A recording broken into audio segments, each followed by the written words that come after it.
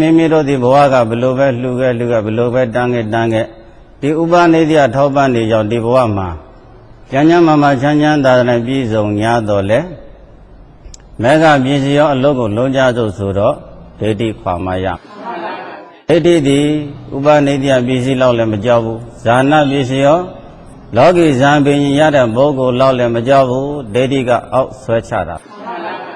ယနေ့တရားဓမ္မတို့ဒိဋ္ဌိခွာကြစို့ဆိုတော့မေဃပစ္စည်းရောမေခင်အလုတ်ကိုလုံးမရမယ်မေခင်အလုတ်ဆိုတာတရားဓမ္မတို့တကယ်သိရမှာကပွားများမှရမယ်မပွားများရင်မရနိုင်သေးဘူးတိုင်းပွားများကြစို့ဆိုတော့တရားဓမ္မတို့ရထားတဲ့ခန္ဓာဒီခန္ဓာရဲ့ပုံမှာကြည်ကြစို့ဆိုတော့တရားဓမ္မတို့မြင်စေကြားစေစသည်ဖြင့်အမျိုးမျိုးပေါ်ကြည်ရပေါ်မယ်ဇဂုဝိညာဏဆိုမြင်စိတ်လေးပေါ်ဖို့ရှေးကဇဂုမတာရရူပယုဒီနှစ်ခုဟာတရားဓမ္မတို့ပုရိဇာတရှေးကအရင်ဖြစ်နေတာပုရိဇာတသူတို့နှစ်ခုအရင်မဖြစ်ဘဲနဲ့ဇဂုဝိညာဏဆိုတဲ့မြင်စိတ်ဟာမပေါ်နိုင်ဘူးဒီမြင်စိတ်ဒီ